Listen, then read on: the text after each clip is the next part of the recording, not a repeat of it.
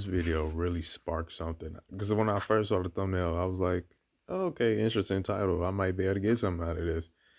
But it didn't really turn out that way. So I let it play and try to. It's gonna be weird trying to even do this, but we'll see. Whatever.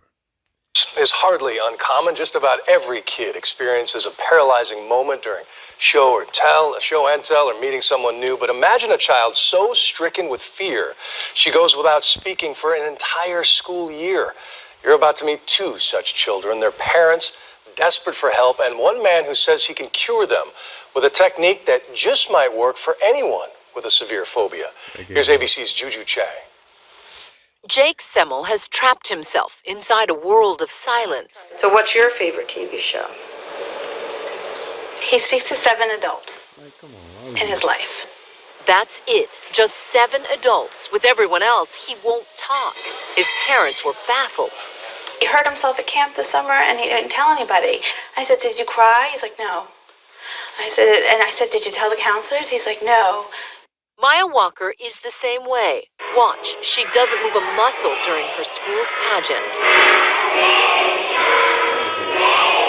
Maya's extreme social phobia made it impossible for her to blow out her own birthday candles. Happy birthday, Maya! That part, the cover in the ears.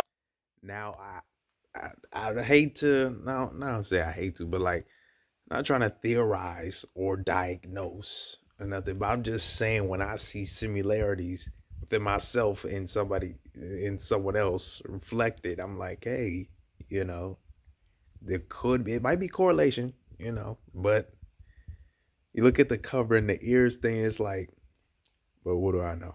I'm not a whatever screener for any developmental differences. So what do I know? Whatever. But anyway, we'll continue. And the comments really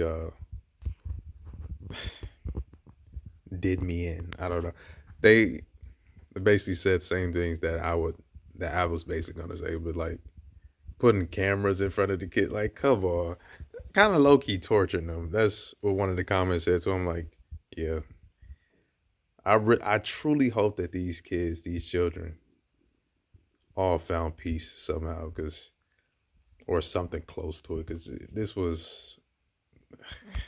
It's one thing to experience something and then to have what you experience a bad, relatively bad, or unwanted experience. I don't want to get into the spiritual, what's bad and what's good, but an overwhelming experience on tape, that's different. To have it recorded and, oh, man. Not talking to your peers, not talking to your teachers, just being, even for recess, being next to the teacher like this. She never played during recess? No. Her mom and stepdad say Maya didn't speak a word for the entire school year. They made this video just so the kids in her class could hear her voice. Do you talk a lot at home? Yeah, I talk a lot at home.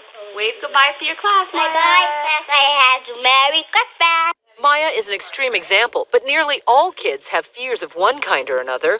Doctors think that's because parents rescue their kids too soon from what they're afraid of, which only makes the fear grow. Dr. Stephen Kurtz of the Child Mind Institute believes he has an answer. Jake and Maya suffer from selective mutism.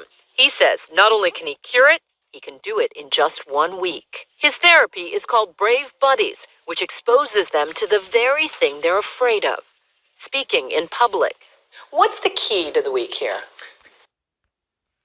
I'm about to do a little tangent, but this reminded me of I was trying to do some family bonding type of thing and watched Queen Charlotte with my parents, and I definitely can't say that I regret it. It was an experience, but anyway, this reminded me of the scene from when he's like, I could do it in 1 week. How they was it King George, whatever the king's name was, who was Charlotte's husband, Queen Charlotte's husband, and they were like torturing that man. It's like, yeah, you can do it in a week, but like, are the methods? Anyway, whatever.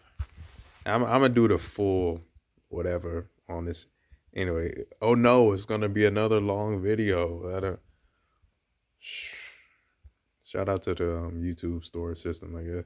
Shout out to the YouTube servers out there for allowing me to do this. Repeated exposure to the same situations that they've been avoiding like the plague, but providing kind of training wheels until they can do it confidently on their own. The grown-ups are taught to stop overprotecting them and simply wait 5 seconds before jumping in. Maya, what job would you like today? So on day 1, rule number 1, Maya is allowed to feel the painfully long silence long enough for her to answer. You're not sure. Every time you're not sure, please. Questions are designed to force verbal answers. They're offered a choice instead of nodding. Jake, what job would you like? Caboose or craft helper? Or something else? Caboose! Ooh, great choice. Jake's every mumble is praised. Soon, they're set out into the real world to interact with strangers. Hi. You're about to watch 6-year-old Jake face his biggest fear. What's up, buddy? Where's the zoo? Where's the zoo? Our microphones can't even pick it up, but for Jake, it's a small miracle. Maybe we should get 3 stickers for how nice you are. The kids wrap up day 1 by cashing in stickers they earned at a prize store. Bubbles or something different? Again, barely off. Something different. Despite her bravery, she saw Okay. brave buddies. Something different. Okay, let's keep looking. The next That one part was real traumatizing.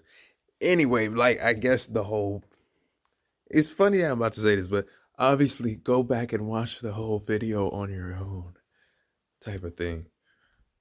No, damn well. That's the fun that whole reaction era back in the day, like the early 20 teens or the late 20 teens was some anyway, yeah, that's I'm gonna get into that part later. That was just really wild. Anyway, basically, I just skipped over the traumatizing part. The girl was basically in such a state of overwhelm that she lost control of her body, and it's on film, and that was just like and this was like live on new on the live on the you know what I this was on TV, and they just like I don't know, what do I know? It's day, Jake's still struggling with talking, and it's really tough to watch that part and just the whole thing because it's like I literally see myself in both of them to the point where it's like, damn. eye contact is still difficult. But then he shocks everyone with a full sentence. No. Wow, And for the girl who's never blown out birthday candles before, this is a celebration 7 years in the making. We show Maya's parents' video of a daughter they barely recognize. You can see it down here. I'm so proud of her. It takes a lot of courage to, if you would have seen where she was 2 years ago, definitely not the same child. For Jake and Maya, the boot camp is over, but can they keep it going into the school year? The old, silent Jake still comes out at times, Are you making this an easy pattern or a hard pattern? but the new Jake perseveres. Easy or hard pattern, Jake? Hard. Maya still has trouble joining the crowd at recess, but in class, her voice is finally being heard. Facing up to their fears allows them to unlock their voices.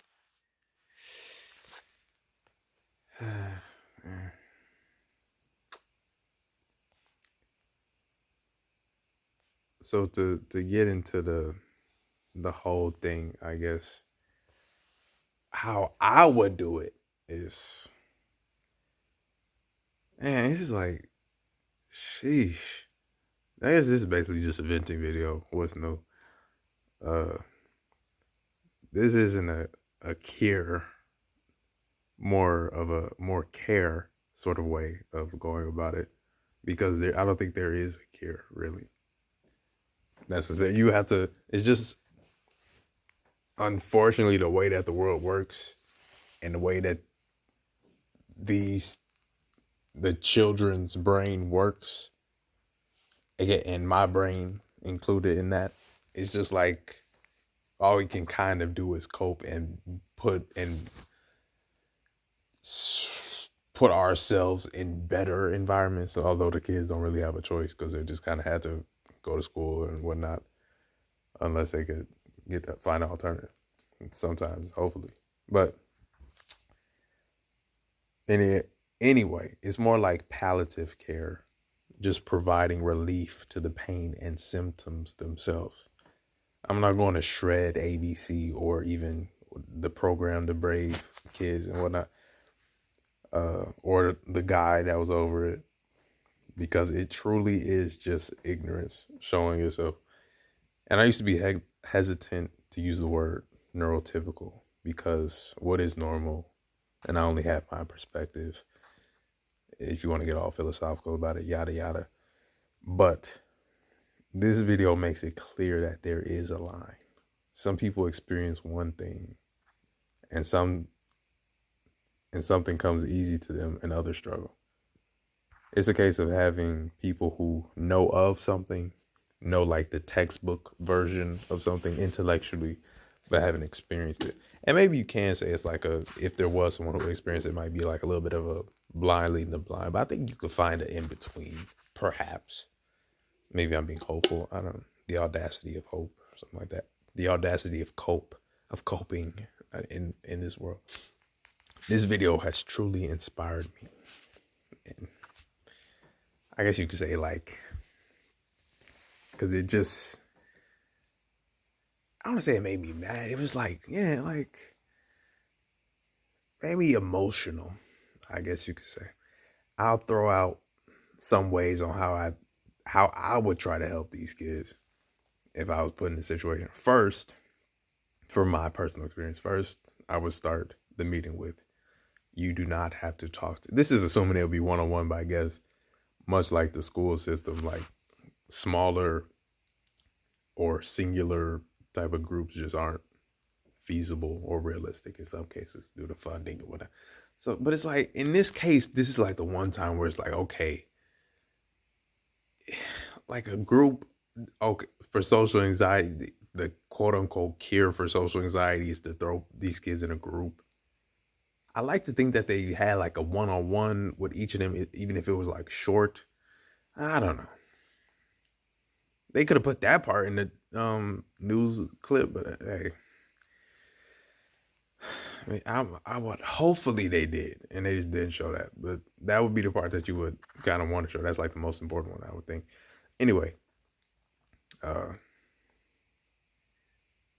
you don't have to talk to me. It may sound like reverse psychology, but it's more about not creating an expectation. First off, this isn't about making you do anything.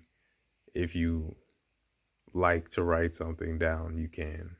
If you want to play pen pals, writing our conversation instead of talking, you can. Because I feel like most of it, I'm just assuming I might be projecting. No, I definitely am projecting that the hardest part about talking in person to someone, that might be saying the same thing, but you know, talking to someone is that it's like it's live and it's happening, like everything's happening all at once, and it's like words get jumbled up and whatnot. So I feel like giving them time and being able to write it, because I feel like most of the time, this could be again another correlation, but like when someone is really quiet, they probably are better at thinking than they are at saying or talking. That's generally. If you want to move around, stand up, eat, go to the bathroom, you can. You are not my prisoner. And that is a big thing about it too. Because did I even? Oh, I forgot to say the beginning part. Anyway, whatever.